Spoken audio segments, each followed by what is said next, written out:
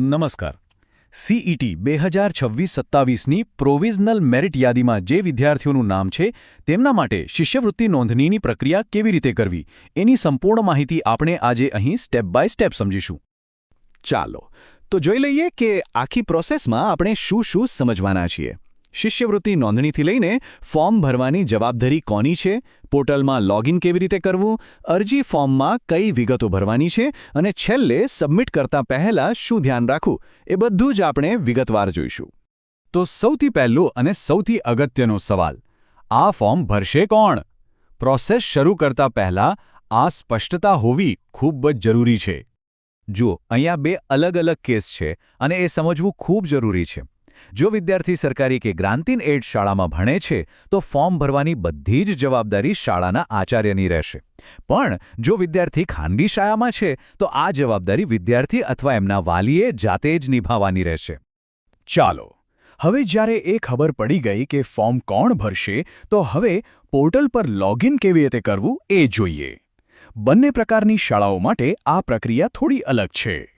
સરકારી અને grant in add શાળાઓના આચાર્યો માટે પ્રોસેસ એકદમ સિમ્પલ છે.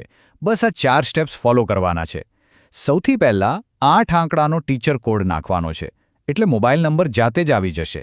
પછી એરો પર ક્લિક કરીને ઓટીપી મંગાવવાનો છે અને એ ઓટીપી નાખીને લોગિન કરી લેવાનું છે. અહીં સ્ક્રીન પર તમે જે જોઈ રહ્યા છો એ જ છે મેઇન લોગિન પેજ.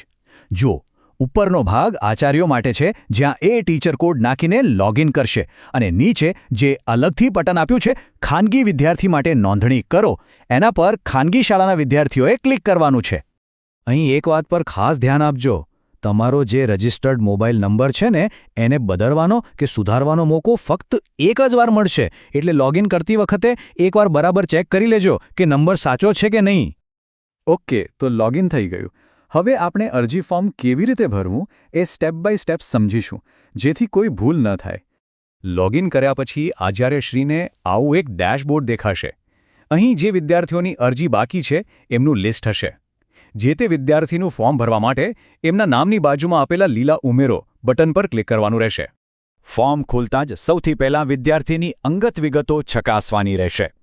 આ પછી જરૂરી ડોક્યુમેન્ટ્સ જેમ કે જન્મનું પ્રમાણપત્ર અને કેટેગરીનું પ્રમાણપત્ર અપલોડ કરવાના રહેશે. આના પછીનો જે સેક્શન છે એ છે શૈક્ષણિક વિગતોનું. અહીંયા બહુ કંઈ કરવાનું નથી, કારણ કે ધોરણ 1થી 5ની વિગતો પહેલેથી જ ભરેલી હશે. બસ ખાલી એકવાર ચેક કરી લેવાનું છે કે બધી માહિતી બરાબર છે. હવે આવે છે રહેઠાણની વિગતો. અહીં તમારે ડ્રોપડાઉનમાંથી સાચો જિલ્લો, તાલુકો અને ગામ પસંદ કરવાનું છે, અને એ પછી રહેઠાણના પુરાવા તરીકે ડોમિસાઇલ સર્ટિફિકેટ અપલોડ કરવાનું છે. ચાલો, હવે આપણે લગભગ પ્રોસેસના અંતમાં આવી ગયા છીએ. જોઈએ કે ફાઇનલ સ્ટેપ્સ કયા છે અને રજિસ્ટ્રેશન કેવી રીતે પૂરું થશે.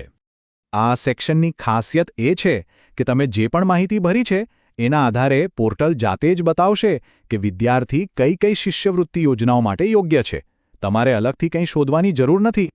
બસ હવે છેલ્લું કામ વાલીનો મોબાઈલ નંબર નાખીને ઓટીપીથી વેરીફાઈ કરવાનો છે. અને હા, ભવિષ્યમાં લોગિન કરવા માટે એક નવો સિક્યોર પાસવર્ડ બનાવીને એને કન્ફર્મ કરી લેવાનો છે. બધી વિગતો ફરી એકવાર ચેક કરી લીધા પછી જે શરતો આપી છે એની સાથે સંમત થઈને નોંધણી સબમિટ કરો બટન પર ક્લિક કરી દેવાનું છે, અને બસ તમારી અરજી સબમિટ થઈ જશે. પણ ઊભા રહો, સબમિટ બટન દબાવતા પહેલાં એકવાર ફાઇનલ ચેક કરી લઈએ. આ બહુ જ જરૂરી છે, જેથી છેલ્લી ઘડીએ કોઈ ભૂલ ન રહી જાય. તો ચાલો ફટાફટ આ ચેકલિસ્ટ પર નજર નાખી લઈએ. પહેલું, ફોર્મ કોણ ભરશે એ સ્પષ્ટ હોવું જોઈએ. બીજું, બધા ડોક્યુમેન્ટ્સની ડિજિટલ કોપી તૈયાર રાખવી. ત્રીજું, ફોર્મમાં ભરેલી બધી વિગતો બરાબર ચેક કરવી. ચોથું, ઓટીપી માટે મોબાઈલ નંબર સાચો જ છે એની ખાતરી કરવી. અને પાંચમું, જે નવો પાસવર્ડ બનાવ્યો છે એને ક્યાંક સાચવીને રાખી લેવો. યાદ રાખજો, આ પ્રક્રિયા શિષ્યવૃત્તિ મેળવવા માટેનો દરવાજો ખોલી શકે છે. તો સવાલ એ છે કે શું બધા દસ્તાવેજો અને વિગતો સાથે તમે આ તકનો લાભ લેવા માટે તૈયાર છો?